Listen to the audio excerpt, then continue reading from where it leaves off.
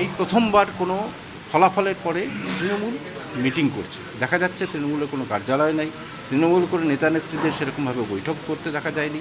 বলা যাচ্ছে যে এই প্রথমেই কিন্তু এক জায়গায় হয়েছে না, অনেক দিন বাদে।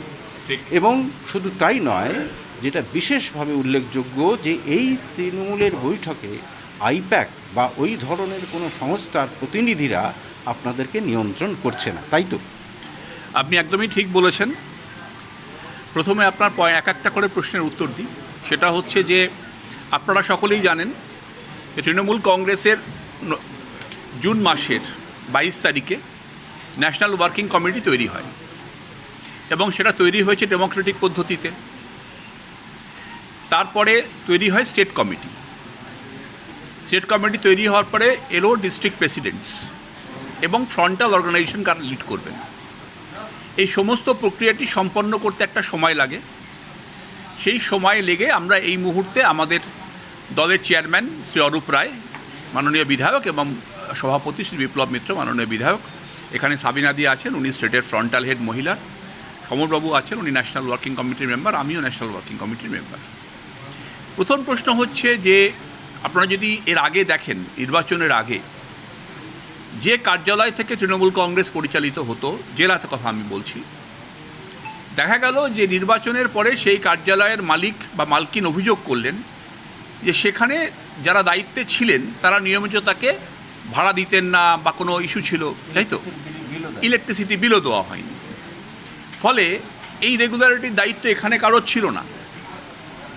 যারা সেই সময় দায়িত্বে ছিলেন জেলার এবং তারা ট্রেজারার ছিলেন বা যা ছিলেন, তারা কেন এটা করলেন, এটা আমার মনে হচ্ছে তৃণমূল কংগ্রেস দলের মানসম্মানে নষ্ট হয়।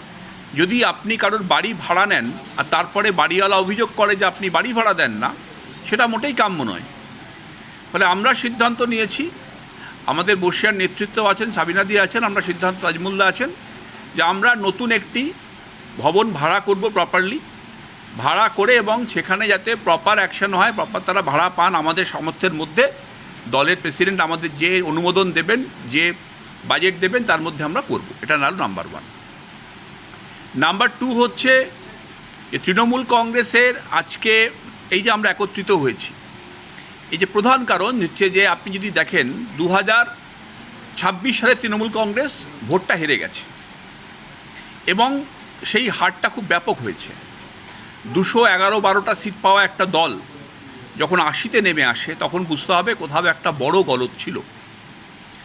আমরা বিধায়করা আমরা একাধিকবার নির্বাচনের পরে কিন্তু একটা কনসেনসাসে পৌঁছানোর চেষ্টা করা হয়েছে যে আগামী দিনে মেজরিটির যে ওপিনিয়ন তাকে গুরুত্ব দেওয়া উচিত।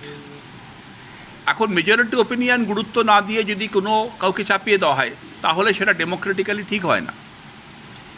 সেই কারণেই দলটা হেরেছে। দলটার হারার অন্যতম কারণ হচ্ছে যে কথা না শোনা। আমি সমরবাবুর থেকে রাজনীতিতে অনেক জুনিয়র, সাবিনাদির থেকে অনেক জুনিয়র, তাজমুলদার থেকে জুনিয়র।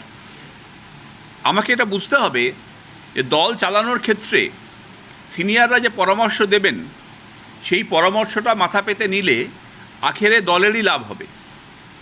তো সেই মানসিকতা যদি না থাকে কোনো জায়গাতে, যে কারোর কথা কেউ শুনবে না, কিছু কর্পোরেট সংস্থায় এসে বুঝে যাবে যে সাবিনাদির থেকে ভালো সুজাপুর বুঝে যাবে, মোথাবাড়ি বুঝে যাবে, ওনার থেকে রতুয়া ভালো বুঝে যাবে, তাহলে কিন্তু দলের এই সমস্যা হবে।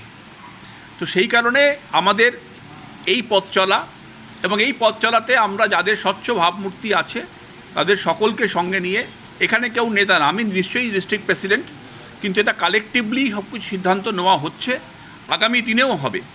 এখানে সবাই মিলে একটা কাজ করা এবং যে একটা কারণে তৃণমূল কংগ্রেসের সমস্যা হয়েছিল, সেই সমস্যাগুলোকে কাটিয়ে উঠে আগামী দিনে তৃণমূল কংগ্রেসের যে আদর্শ, তাকে মালদার মাটিতে প্রতিষ্ঠা করাটাই আমাদের লক্ষ্য।